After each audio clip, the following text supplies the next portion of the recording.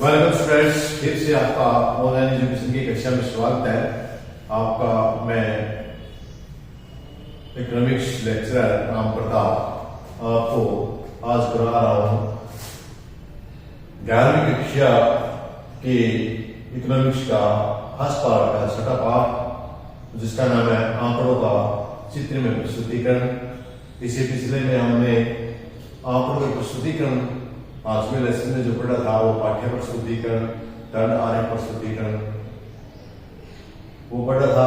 आज हम पढ़ रहे हैं होगा दंड प्रस्तुतिकरण आरेख तथा वृत्तीय आरेख के बारे में। तो दंड आरेख के बारे में देखिए, हम अध्याय नंबर 6 आंकड़ों का चित्र में प्रस्तुतिकरण दंड आरेख, diagrammatic presentation of the data bar alignment and diagrams. क्योंकि आंकड़ों को प्रदर्शित करने के कई माध्यम हो सकते हैं।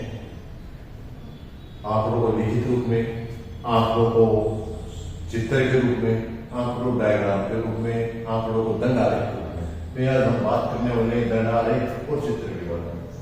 तो आंकड़ों का सबसे पहले चित्र प्रस्तुतिकरण में हम आंकड़ों को चित्रों द्वारा सरल व सुंदर आकर्षक ढंग से प्रस्तुत किया जा सकता है।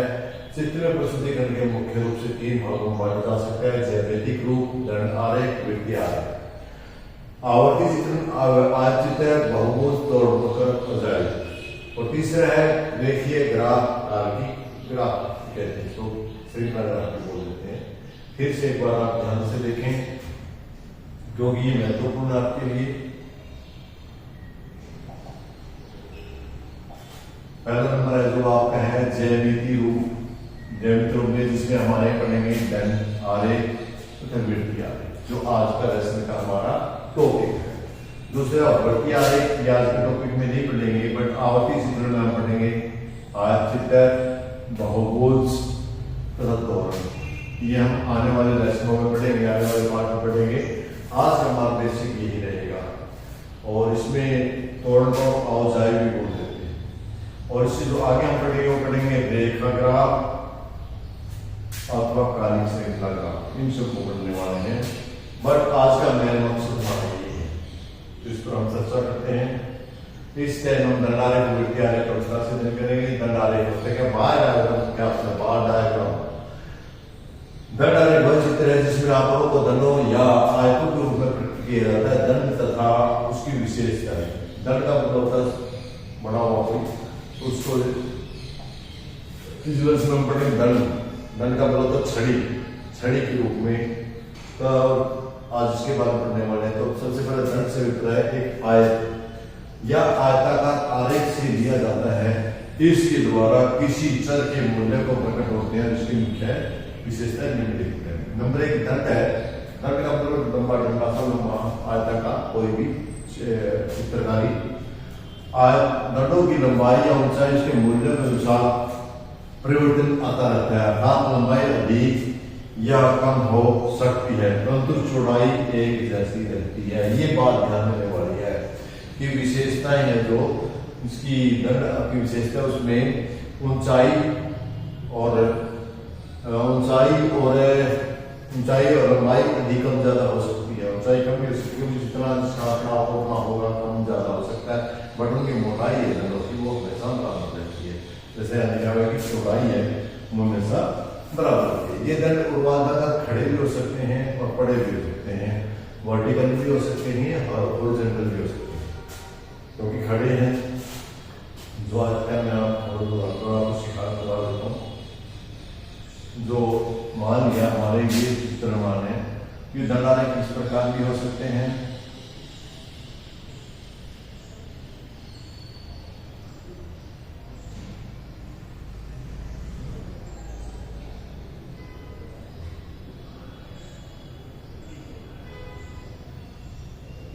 ये ऊंचाई कम ज्यादा हो सकती है, बट जो ये मोटाई है ये हमेशा बराबर रहेगी। ये इस प्रकार हो सकते हैं, इनको खड़े भी कह सकते हैं या वर्टिकल भी कह सकते हैं। हॉरिजॉन्टल होते हैं इसके प्लेन, नीचे वाले रेखा के वो इसके प्लेन, इस प्रकार भी हो सकते हैं।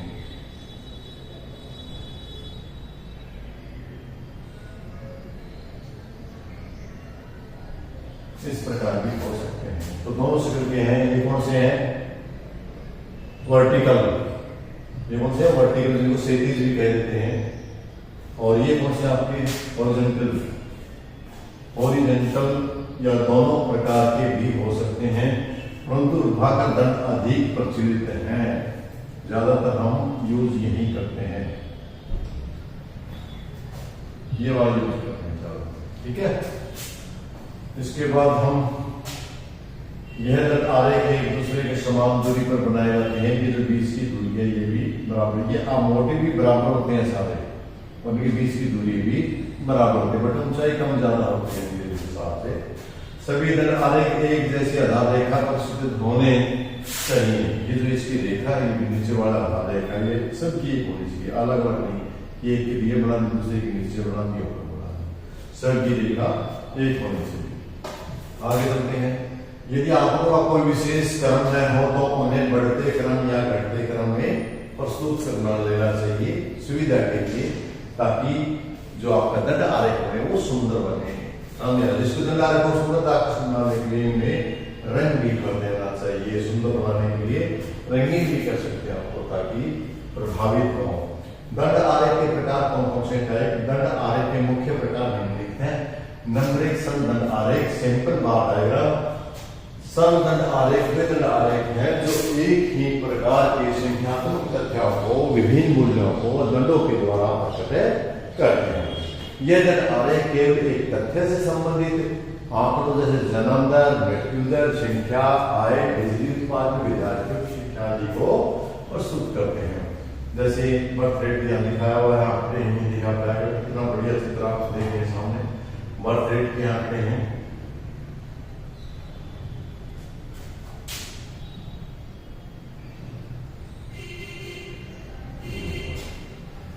देखिए बर्थ आंकड़े आपके डेट में हैं जो 71 से 80 के बीच में है आपके बर्थ रेट है वो रंगीन दिखा, रंगीन कर रखे हैं बीच बीच में, इनकी मोटाई भी बराबर और बीच की दूरी भी इनकी बराबर है। जो डायग्राम है इसमें 1971 और 80 के बीच की दिखाए हुए हैं, तो 1971 और 80 में जो बर्थ रेट थी वो थी आपकी 30%, और 1991 और 81 से 90 के बीच में हो रही है आपकी ये 28, और उसके बाद आपकी 91 से 2000 के बीच में बर्थ रेट रही आपकी 25 से कम 24, और 2001 से 10 में थी आपकी बर्थ रेट 20%। इसका मतलब बढ़ती आ रही है, 2001 से 10 तक बढ़ी, ये से बढ़ती, ठीक है, बढ़ती जा रही है। 71, 80, 81, 90, 2010 से घटती जा रही है।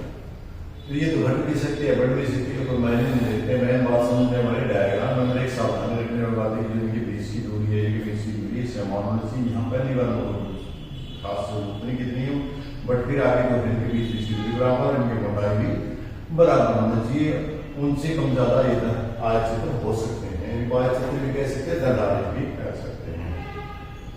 सिंपल बार डायग्राम इसी को बोलते हैं। आगे बहुगुणी दंड आरेख करते हैं। बहुगुणी दंड आरेख वे दंड आरेख है जो दो या दो से अधिक तथ्य को आंकड़ों को एक साथ प्रस्तुत करते हैं। जैसे कि मैंने यहाँ दिखाया था आपको जन्म विज्ञान पे, जन्म और मृत्यु को तथ्य दिखाया जाए तो हम बहुगुणी दंड आरेख कहते हैं।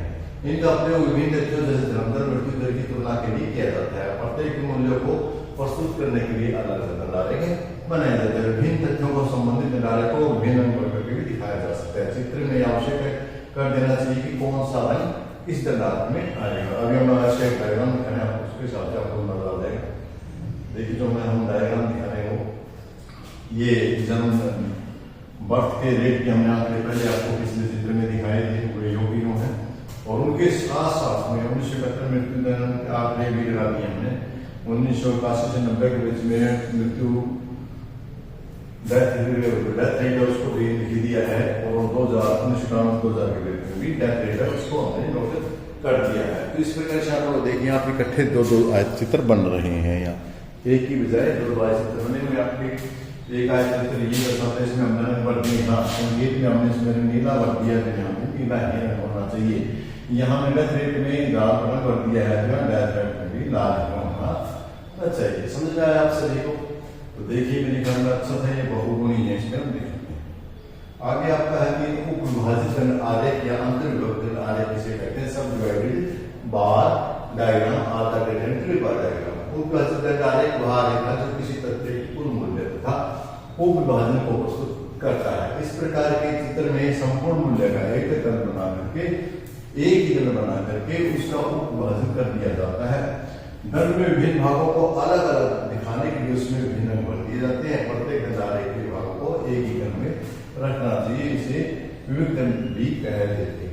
क्लियर समझ में आ गया? आपको मैं इसके चित्र कैसे शोर क्लियर हो जाएगा आपको। देखिए वहां ये अलग अलग है, वहां पर मृत्यु दर और जन्म दर के आंकड़े थे वो अलग अलग दंड आरेख में थे। यहाँ दंड आरेख एक ही है, बट इसमें ये भी एक है, एक है।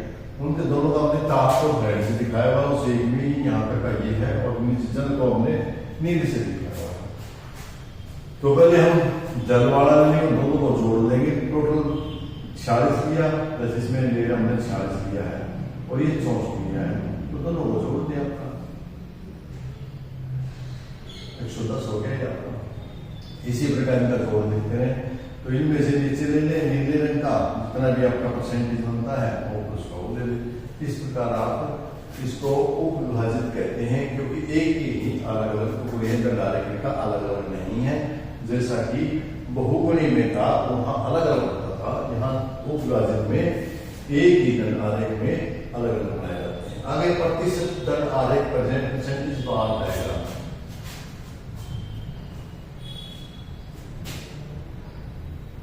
आप चित्र को देख लीजिए, आप में नजर से समझ में आ गया आपको।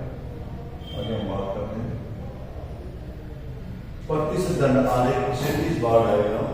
प्रतिशत दंड आरेख वह विधि है जिसमें किसी तथ्य के विभिन्न भागों के मूल्य को प्रतिशत के रूप में दिया जाता है। जैसे कि नाम से पता चल रहा है आपको, प्रतिशत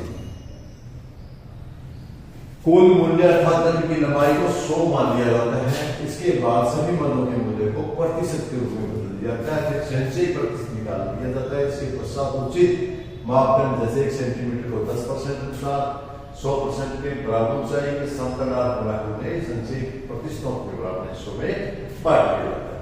विभिन्न भागों को अलग अलग रंग में दिखाया जाता है। ये चित्र वास्तव में विभाजित आरेख का ही एक रूप है।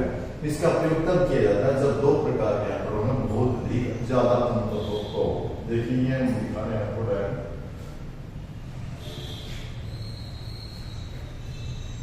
आप देख रहे हैं। देखिए